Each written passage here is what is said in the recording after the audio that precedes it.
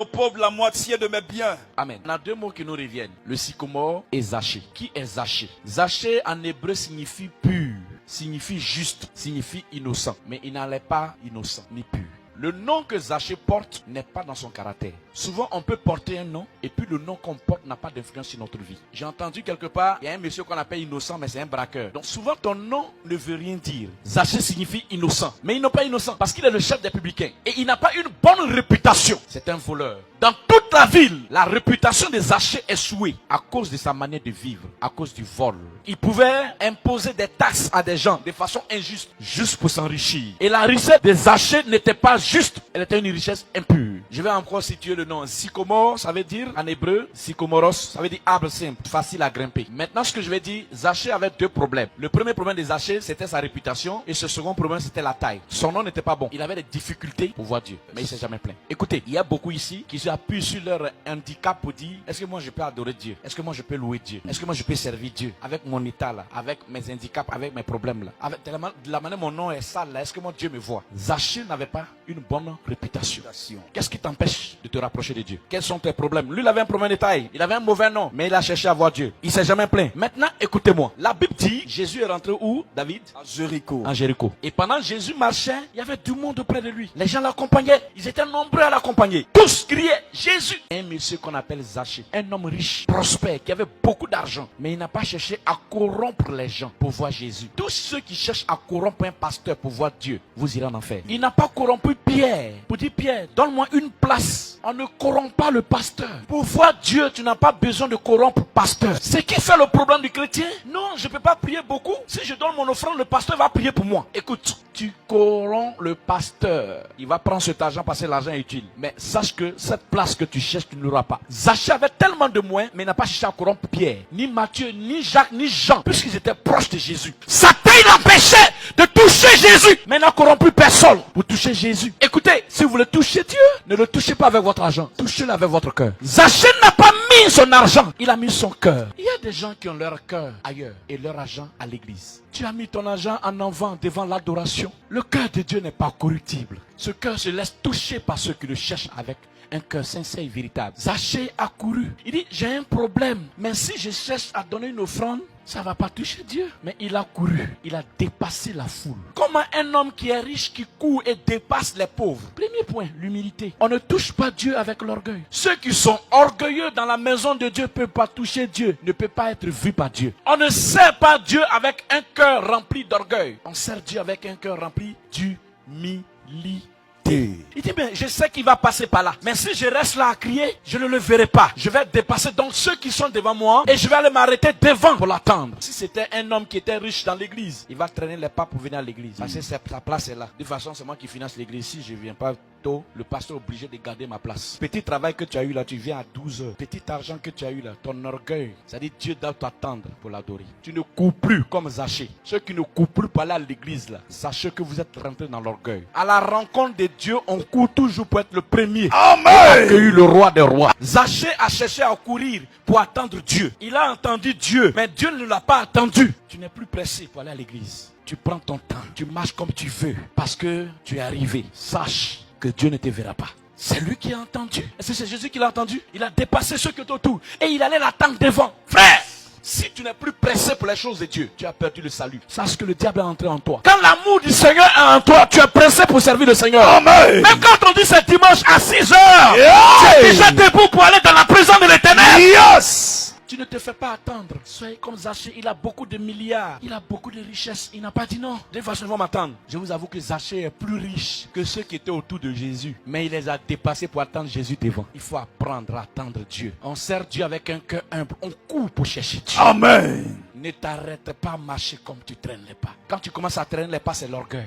Écoute-moi, personne ne va à un rendez-vous d'un chef d'État et puis être en retard. Mais chez Dieu, tu es en retard. Lorsqu'on dit un homme riche te donne un rendez-vous, s'il dit 7 heures, tu es là à 6h30. Mais pour Dieu, tu es en retard. Tu traînes les pas. C'est-à-dire Dieu doit t'attendre pour l'adorer. Or, tu dois attendre Dieu pour l'adorer. Écoute, si la main de Dieu qui suit toi, tu n'es rien. Zaché a dévancé la foule. Qui peut apprendre à dévancer la foule? Dévancer veut aussi dire faire les choses autrement. Ça veut dire que quand les gens font les choses avec nonchalance, il faut les faire autrement. Beaucoup veulent être bénis, mais ils sont nonchalants dans la maison de Dieu. Je ne peux pas avoir des résultats que les gens se recherchent si je fais comme les autres. Je dois faire différemment. On ne marche pas quand on sert Dieu. On court. Donc le dimanche n'est pas un jour où tu dois être occupé. C'est un jour où tu es dans la présence de Dieu. Et la seule chose qui doit t'occuper, c'est Dieu. Frère, les suiveurs sont nombreux dans l'église, mais les serviteurs sont peu. Le suiveur peut dire Alléluia, Alléluia, mais il ne sait pas où le maître va. Le serviteur, lui, c'est lui qui sait où le maître doit passer. Zaché était le meilleur serviteur. Quand bien qu'il n'a pas mis ses pieds à l'église, il savait où Jésus allait passer. Il a donc dévancé Jésus pour l'attendre dans son chemin. Et il a cherché un arbre, il a grimpé l'arbre pour l'attendre là. Même les suiveurs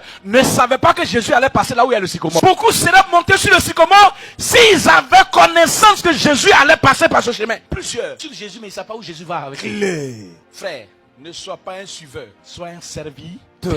J'ai envie de dire à des gens, Dieu ne parle pas à ceux qui sont à terre, mais parle à ceux qui sont dans les dimensions des hauteurs. La seule personne à qui Jésus s'est adressé, c'est celui qui était en hauteur. Jésus ne s'est pas adressé à ceux qui étaient autour de lui, mais s'est adressé à celui qui était au-dessus. Zaché savait que s'il marchait dans la foi, Jésus n'allait pas lui adresser la parole. Donc il a acheté un arbre pour être en suspension. Tu ne peux pas entendre Dieu ou être vu par Dieu si tu es en hauteur. Tu ne peux pas être vu par Dieu si tu ne montres pas. Il dit monte ici, dans les hauteurs. Même le fou de Gadara, il était à terre, mais il n'entendait pas Dieu. Mais un matin, il a laissé les cimetières et il allait sur la montagne. Il a scruté l'horizon. Et vers l'horizon, Jésus est venu. Il savait que la solution à sa maladie n'était pas au sol, mais au ciel. Et il a compris que si je suis à terre, je ne peux pas voir Dieu. Je dois monter. Il monte. Et il voit Jésus qui vient. La Bible dit, le chemin où le fou de Gadara se trouvait était un chemin abandonné. Mais comme il y a une prière qui se lève sur ce chemin abandonné, il y a une foi qui se lève sur ce chemin abandonné. Yes. Oh, la Bible dit, je lève les yeux vers les montagnes, Dieu me vient le secours. Le secours me vient de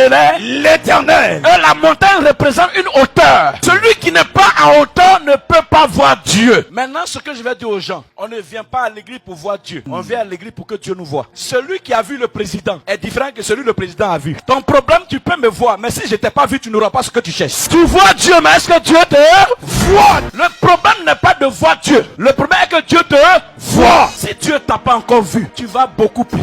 Frère, tu ne vois pas que depuis que tu pries, tu vois, mais tu n'es pas vu. On ne visite que celui qu'on a vu. Dieu ne peut pas te visiter s'il t'a pas vu. Dis, Dieu me verra cette année. Dieu me verra cette année. Maintenant, je vais vous situer. Tous ceux qui étaient autour de Jésus là, Jésus allait chez qui? Ils ont vu Jésus. Est-ce que Jésus allait chez eux? Jamais. Mais Jésus allait chez qui? Ça c'est. Il va chez celui qu'il voit. Il ne va pas de celui qui le voit. Pour que Dieu entre chez toi, il faut qu'il te voie pour entrer chez toi. La foule suivait Jésus, mais celui à qui il a demandé d'aller chez lui, c'est celui qui était en hauteur. Yes. Pour que Dieu entre chez toi, dis à ton voisin, je dois monter. Je dois monter. Maintenant, je vais vous montrer la montée. Chaque homme a un sycomore qu'il ignore. Il y a un sycomore que tu as méprisé. Il y a une seule montée chez le chrétien. Yes. C'est pas l'offrande qui fait monter. C'est pas l'amour de ton pasteur qui fait monter. My God, pour monter, il y a la prière. Écoute-moi bien, fais une offrande comme tu voudras, mais tu ne peux pas monter. Il y a un seul moyen. Et tu commences à parler en langue. La midi, Daniel était dans un trou. Il a pris 21 jours. Il a commencé à monter. Yes. Le roi des paix s'est levé. Il a commencé à monter. Il a commencé à monter. Quelles que soient les oppositions, n'arrête pas de monter. Monte par la prière. Dieu n'entend que ceux qui prient. Dieu ne voit que ceux qui prient. Dieu ne regarde que ceux qui prient. Monte par la prière. Dans ce qui commence la prière. Regarde, quand tu ne pries pas, tu es plat. Quand tu ne pries pas, tu es faible. Quand tu ne pries pas, tu es réduit. La seule chose qui te rapproche de Dieu, ce n'est pas l'offrande, c'est la prière. Dis avec moi la prière. La prière. Dis, je vais prier. Je veux prier. J'ai dit, je vais prier. Yes. Toujours prier. Le niveau de prière change. Jusqu'à ce que je mette. Je veux prier. Vous prenez les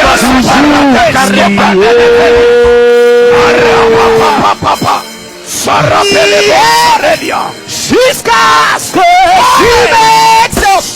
Priez, n'arrête pas de prier. Même quand il n'y a pas de résultat, il faut prier. Même si cela tarde, il faut prier. Yes. Écoutez, mes amis, quelqu'un qui prie, il est comme une boule de feu. Regarde, tu sais pourquoi le diable entre chez toi facilement? Parce que tu ne pries plus.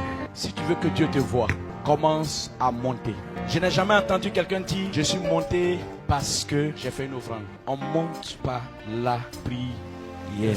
Jésus dit à ses disciples, il dit, restez ici. Priez avec moi jusqu'au lever du jour. Et Jésus revient, il voit, il dit, vous n'avez même pas pu veiller une seule heure. Vous avez quel problème? Frère, on devient grand par la prière. La seule chose que j'ai connue, c'est la prière. La nourriture de l'âme. Nul ne peut se rapprocher de Dieu s'il ne prie pas. Nul ne peut se connecter à Dieu s'il ne prie pas. Je connais mon échelle. Yes. Alors, mon échelle, c'est la prière. Tu veux être ami à Dieu et tu ne pries pas. Tu veux être connecté à Dieu et tu ne pries pas. Tu veux te rapprocher de Dieu et tu ne pries pas. Il y a une seule chose qui te manque. Du sommeil. Zachée a fait la différence. Il dit, je peux voir Dieu. Mais pour que Dieu me voie, je dois monter. Frère, tu veux voir le roi? Commence à parler en langue. À minuit, lève-toi. Parle jusqu'à 4 heures. Tu verras, celui qui veille est plus fort que celui qui dort. Si tu veux que ton niveau change, il y a quelque chose que tu n'as pas encore fait. Il y a quelque chose qui a baissé chez toi. Tu n'as plus l'équilibre dans la vie chrétienne. Tu dors. Même en marchant, mon âme est en intercession. Ma bouche murmure comme celle de Anne. Car quand on me voit, j'ai l'impression d'être un démensé, un fou. Alors qu'un être intérieur en moi avec lequel je communique. Je crois à la supériorité de Dieu en moi. Car la Bible dit celui qui est en moi est plus fort que celui qui est dans le monde. Je sais qu'il y a un être supérieur en moi avec lequel je communique. Quelqu'un que tu ne pourras pas entendre. Yes. Qui résonne en moi, à l'intérieur de moi fortement. Un être supérieur. Tu veux que Dieu te voie? Tu dors trop. Dieu ne vient pas te voir pour tes beaux habits. De tous les rois, celui à qui Dieu a fait une promesse, son nom c'est Salomon. Qu'est-ce qui a amené Dieu à faire une promesse à Salomon? C'est son niveau d'adoration. Vous voyez pourquoi Dieu appelle Abraham l'homme de la foi? Parce qu'il était un intercesseur. Tu sais pourquoi le diable entre chez toi? Parce que ta maison est froide. Ils ont attrapé Abel, Shadrach, Meshach. On les a jetés dans la fournaise ardente. Ils ont commencé à parler en langue au feu. Le feu qui était censé les consumer est obligé de les entretenir. La Bible dit qu'à ceux qui les jetaient dans la fournaise, tellement la fournaise était surchauffée, ils sont tombés morts. Le niveau de la prière a interpellé un quatrième homme.